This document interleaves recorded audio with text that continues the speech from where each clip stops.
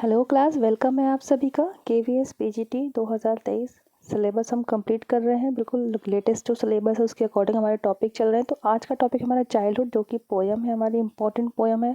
तो इसके हम लोग एक्सप्लेनेशन एंड प्रोजेक्ट डिवाइस आज इस लेसन में कंप्लीट करेंगे।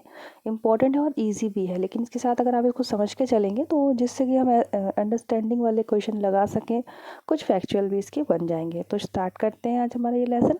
देखिए, चाइल्डहुड जैसे कि इसका नाम ही है चाइल्डहुड, तो इसमें पोइट जो है हमारे मार्कस नेटन पोइट की बात कर लेते हैं। इनका जो बॉर्न है 1975 है। ये नॉर्वे पोइट है, belong to Norway, Norwegian writer है हमारे। और एडोलेसेंस पे स्पेशली इन्होंने लिखा है। तो हमारा टॉपिक यहाँ जो चाइल्डहुड है वो यही है कि कैसे एक चाइल्ड, एक बच्चा जिसको एहसास होता है अपनी एडोलेसेंस एज का, कैसे वो मैच्योरिटी में उसका ट्रांजिशन होता है और उसको कैसे पता चलता है। Then he is asking some questions. Okay, तो यहाँ पोइट है वो रिप्रेजेंट कर रहा है उसी चाइल्ड को जिसको अपनी एक मैच्योरिटी का फील हो रहा है फ्रॉम चाइल्डहुड। उसका जो ट्रांजिशन हो रहा है चाइल्डहुड से मैच्योरिटी की ओर। ठीक है, तो पोइट उसी बच्चे को रिप्रेजेंट कर रहे हैं और उसके तहत वो कुछ क्वेश्चन पूछ रहे हैं, उसका चाइल्डहुड कहाँ चला गया। चलिए, तो इसमें क्वेश्चंस आपके मेन रहेंगे कि वो पूछते हैं उसका चाइल्डहुड कहाँ गया, व्हेन कब गया, और वेयर कहाँ गया। ओके, तो 11 इयर्स का वो चाइल्ड है जो बात कर रहा है। पोएट यहाँ पे मेन 2 क्वेश्चंस पूछ रहे हैं व्हेन और वेयर को लेकर, और साथ में खुद गैस करते हुए आंसर भी दे रहे हैं। वो जो चाइल्ड है 11 इयर्स का, वो क्वेश्चन तो पूछ ही रहा है कहाँ गया और कब गया, साथ में वो कुछ गैस करके आंसर भी दे रहा है। इंपॉर्टेंट है ये पोयम बहुत ही ज़्यादा। अब वर्ड टू वर्ड शुरू करते हैं। टोटल इसके 4 स्टैंजा मिलेंगे। किसी भी पोयम में आप देख लिए स्टैंजा कितने हैं, 4 स्टैंजा है। राइमिंग स्कीम क्या है, तो वो सब हम अभी डिस्कस करेंगे। तो आपको हर स्टैंजा में यही मिलेगा कि क्वेश्चन रहेगा, देन वो जो गेस करके आंसर बता रहा है वो मिलेगा, और उस आंसर्स में उसको खुद ही को वो एक्सप्लेन कर रहा है कि अच्छा ऐसे चला गया मेरा बचपन और यहाँ यहाँ चला गया। तो first line is when did my childhood go. When did my childhood गो मतलब यहाँ चले गया या लीव कर गया, एग्जिट कर गया, कहाँ चला गया। तो देखिए कहते हैं वॉज इट द डे, क्या वो वही दिन था। आई सीज टू बी 11, जब मैं 11 का हो गया था, मेरी 11 एज सीज्ड हो गई थी, 11 कंप्लीट कर लिया था मैंने।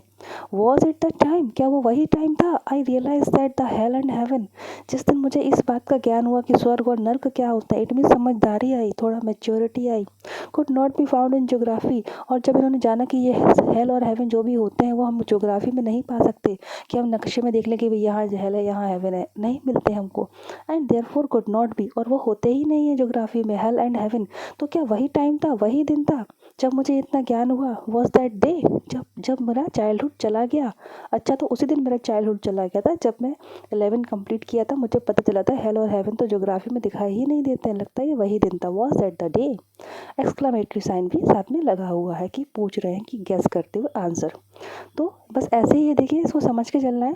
नाउ सेकंड स्टैंजा, और इसमें आपको एक बात और बता दूं, फर्स्ट स्टैंजा में स्टैंजा नंबर 1, इसमें ये बात कर रहे हैं रेशनलिज्म की। इनको तार्किक ज्ञान हो गया है, मतलब जो हेल हेवन समझ गए कि ये ज्योग्राफी में नहीं पाया जाता है, मेरा 11 ईयर्स कंप्लीट हो गया है। तो यहाँ ये बात कर रहे हैं रेशनलिज्म या लॉजिक की। इनको ये चीज़ें क्लियर हो गई हैं। ठीक है, अब सेकंड स्टैंजा में इनको ज्ञान होगा हिपोक्रेसी का। ठीक है, ये जो पाखंड चलता है दुनिया में, ये सब कैसे। फिर बोलते हैं नेक्स्ट स्टैंजा नंबर 2 में व्हेन डिड माई चाइल्डहुड गो, कब चला गया, कब चला गया। वॉज इट द टाइम, क्या वो वही टाइम था। I realise that adults were not all this seems to be, जब मुझे ये रियलाइज़ हुआ कि जो एडल्ट्स होते हैं या बड़े लोग होते हैं वो वैसे नहीं होते हैं। वर नॉट, वैसे नहीं होते हैं। All they seem to be, जैसा वो दिखाई देते हैं। दे टॉक्ड ऑफ लव, वो लव की बात करते हैं। प्रीच्ड ऑफ लव, लव के बारे में उपदेश देते हैं। मिलके रहो, अच्छे से रहो, प्रेम से रहो, like this, but did not act so lovingly, पर खुद भी वो ऐसा नहीं रहते, खुद वो ऐसा एक्ट नहीं करते। वॉज दैट द डे, तो सेकंड स्टेंजा में वो कह रहा है कि कब चला गया। अच्छा, तभी चला गया जब मुझे पता चला कि एडल्ट्स लोग जो कहते हैं वो वैसे होते नहीं हैं, एक्चुअली वो अलग होते हैं कुछ। और यहाँ पर स्टैंजा नंबर 2 में उसको ज्ञान हो रहा है किस चीज़ का, हिपोक्रेसी का। ठीक है, ये जो मिथ्या चरित्र के लोग होते हैं, ये जो कुछ कहते हैं दुनिया में, दुनियादारी के जो लोग होते हैं, वो चीज़ का उससे क्लियर हो रहा है। तो स्टैंजा 1 में ये आपका क्वेश्चन बनेगा, मैं इसलिए बता रही हूँ। स्टैंजा 1 में उसको रैशनलिज्म का, लॉजिकल जो होता है उन सब का नॉलेज होता है। तो वो कहते हैं अच्छा ऐसे मेरा चाइल्डहुड चला गया लगता। देन स्टैंजा 2 में वो जो लोगों को जानता है, मिथ्या उनके चरित्र होते हैं, हिपोक्रेसी के बारे में उसको क्लियर होता है। नेक्स्ट स्टैंजा नंबर 3, कब चला गया मेरा childhood, when did my childhood go, was it when I found my mind was really mind, जब मुझे पता चला कि मेरा जो माइंड है मेरा ही है। माइंड, यहाँ माइंड से मतलब है उसके विचार, उसकी डिसीज़न लेने की क्षमता कि हाँ मैं भी कुछ कर सकता हूँ, डिसीज़न ले सकता हूँ, मेरे भी विचार हैं। To use whichever way I choose, जिसको मैं किसी भी तरह से चूज़ कर सकता हूँ अपने माइंड को कि वो मेरा ही है। प्रोड्यूसिंग थॉट्स, मैं अपने ही खुद के थॉट्स बता सकता हूँ। That were not those of other people, जो कि अदर पीपल से कनेक्टेड नहीं है, मेरे खुद के विचार हैं। But my own and mine alone, और सिर्फ मेरे ही है वो thoughts. Was that the day, क्या वही दिन था जिस दिन मेरा चाइल्डहुड चला गया। ओके तो इस स्टैंजा 3 में उसको अपनी इंडिविजुअलिटी का ज्ञान होता है। ठीक है कि मैं इंडिविजुअल, मेरी भी कोई पहचान है इस तरह से। तो स्टैंजा 1 में उसको रैशनलिज्म या लॉजिक्स का नॉलेज होता है। स्टैंजा 2 में हिपोक्रेसी या दुनियादारी लोग कैसे होते हैं। एंड स्टैंजा 3 में खुद के बारे में, अपना पर्सनल इंडिविजुअलिटी। तो इस तरह से, और कहता है अच्छा तब मेरा ये चाइल्डहुड चला गया है। और वो किस एज के हैं, खुद भी 11 ईयर्स का कंप्लीट कर चुके हैं। Now in the 4th stanza, where did my childhood go, last में कहते हैं वेयर, बाकी सब में वैन कह रहे हैं, यहाँ पे कहते हैं वेयर, कहाँ चला गया, कहाँ ढूंढे, इट मीन्स। तो where did my childhood go, देखिए it went to some forgotten place, एक ऐसी जगह पे चला गया है जिसको हम भूल गए हैं। That is hidden in an infant face, that's all I know, और मुझे लगता है वो वहीं मिलेगा, एक इन्फेंट के छोटे से प्यारे शिशु के फेस में ही आपको चाइल्डहुड मिलेगा मेरा। बस यही मैं कहना चाहता हूँ कि इनका जो चाइल्डहुड है वो कहाँ चला गया, तो भूल गए हैं, लेकिन वो कहाँ छुपा हुआ है, एक शिशु के छोटे से प्यारे से बच्चे के चेहरे में छुपा हुआ है वो बचपन। बस यही मैं जानता हूँ। तो देखिए कितनी सारी पॉसिबिलिटीज़ बताई, मैं एक बार स्टैंजा वाइज बता देती हूँ। देखिए तो ये बताते हैं कि रैशनलिज्म, इसको रियलाइजेशन होता है यहाँ लॉजिक्स का फर्स्ट स्टैंजा में। सेकंड में इनको हिपोक्रेसी ऑफ एडल्ट्स वर्ल्ड के बारे में पता चलता है। थर्ड में इंडिविजुअलिटी के बारे में पता चलता है। और ये भी जानते हैं कि ज्योग्राफी में हेल और हेवन जो है एग्जिस्टेंट नहीं करते हैं।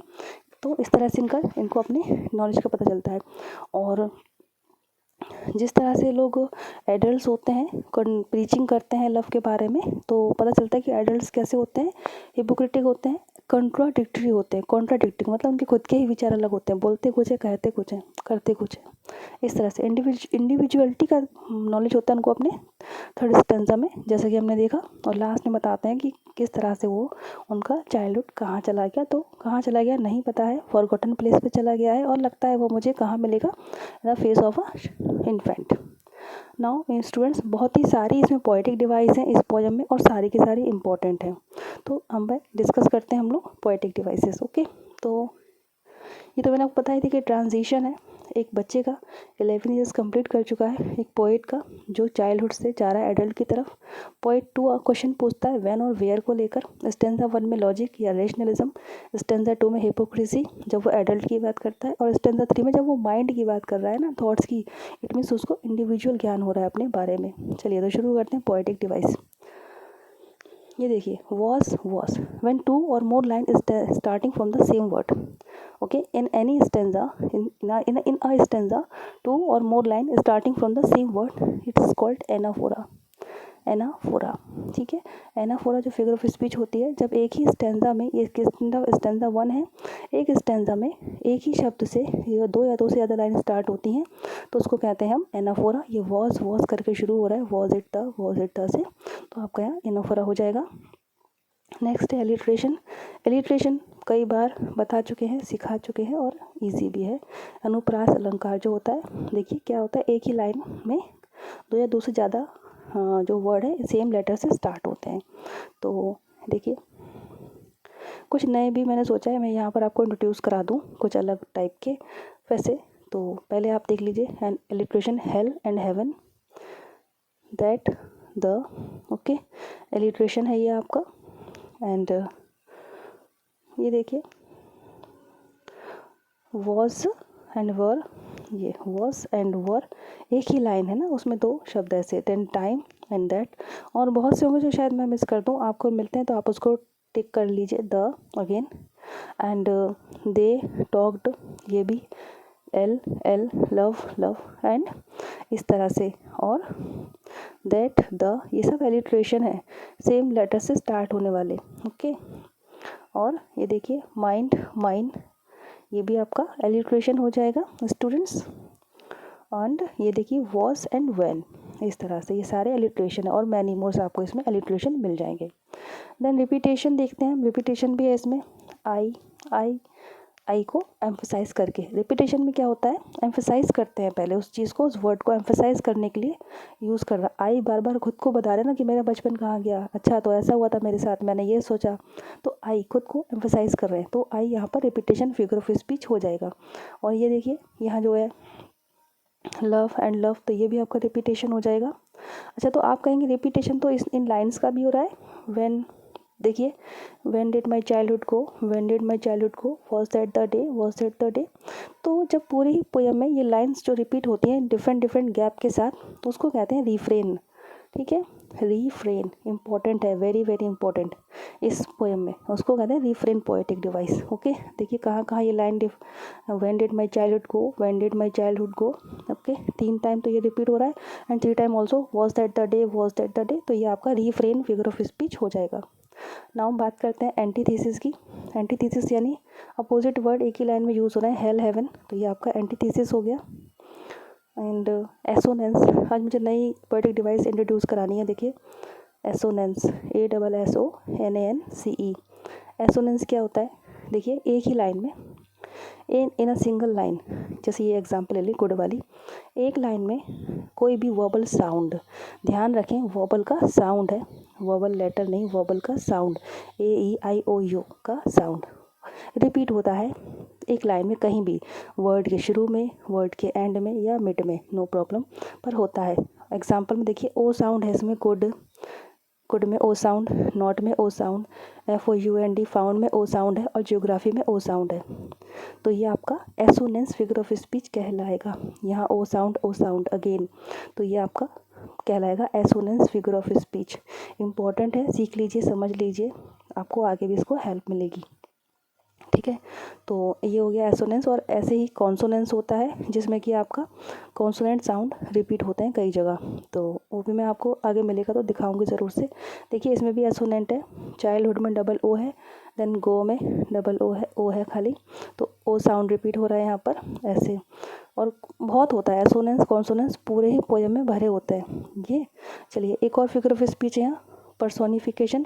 चाइल्डहुड जो कि एक आइडिया है, एक विचार है, एक अवस्था है, उसको पर्सोनिफाइड कर दिया गया है, उसके साथ गो लिख दिया गया है, तो चाइल्डहुड जाता है क्या, पर्सोनिफाइड उसको किया गया है। एक यहाँ पर है पर्सोनिफिकेशन और एक यहाँ फिर से है इट वेंट, ये वेंट चला गया, तो ये भी आपका पर्सोनिफिकेशन है। तो इस पूरे पोएम में हमने कितनी फिगर ऑफ स्पीच देख ली, टोटल 7। कौन कौन सी, anaphora, alliteration, repetition, antithesis, okay, then assonance, personification and refrain. I hope कि ये लेसन आपको अच्छे से क्लियर होगा। देखिए फर्स्ट स्टेंजा की राइमिंग स्कीम भी क्लियर कर देते हैं। राइमिंग स्कीम निकालना सभी को आती होगी, नहीं आती है तो सीख लीजिए, इंटरव्यू में पूछी जाएगी ये। ठीक है, देखिए गो, ये जो लास्ट वर्ड है उसको ले लेते हैं पहले तो, ओके, फिर उनको ए से शुरू करते हैं देना। तो गो को हमने ए दे दिया, तो गो से मिलता जुलता कोई शब्द है राइमिंग में नहीं है। 11 लास्ट को बी दे दिया, 11 और हेवन मिलते जुलते हैं, तो 11 और हेवन बी हो गए। देन ज्योग्राफी एंड बी ये भी मिल रहे हैं, तो सी एंड लास्ट में डे अलग है बिल्कुल, इसको हम लोग डी दे देंगे। ठीक है, ABBCD। तो फर्स्ट स्टेंजा का राइमिंग स्कीम क्या होगा आपका, ABBCD। ठीक है, राइमिंग स्कीम जब निकाल लेते हैं उसके बाद लिखते इस तरह से हैं। ठीक है, इसको इस तरह से लिखते हैं, जैसे हम लोग कोई भी वर्ड लिखते हैं, वर्टिकल नहीं लिखते, हॉरिजॉन्टल में लिख के बताते हैं। ओके, इसी तरह आप किसी भी स्टैंजा की राइमिंग स्कीम इसके निकाल सकते हैं। और कोई कोई पोएम्स ऐसी होती हैं कि जो एक राइमिंग स्कीम फर्स्ट स्टैंजा में यूज़ की गई वो सारे पे अप्लाई होती है, पर इसमें ऐसा नहीं है, इसमें अलग अलग ही है। देखिए ये वाले में आप देख सकते हैं ये ए है, गो, देन नॉट से मिलता जुलता कुछ भी नहीं है, इसको बी कह देंगे, देन बी, और ये लविंगली, ये हो जाएंगे दोनों सेम, लव एंड ये सब अलग अलग है। और लास्ट वाले की देख लेते हैं, ये गो तो आपका ए हो गया, प्लेस और फेस बी ऑन बी हो गया, एंड नो अगेन ए हो गया, तो आपका हो जाएगा ए बी बी ए।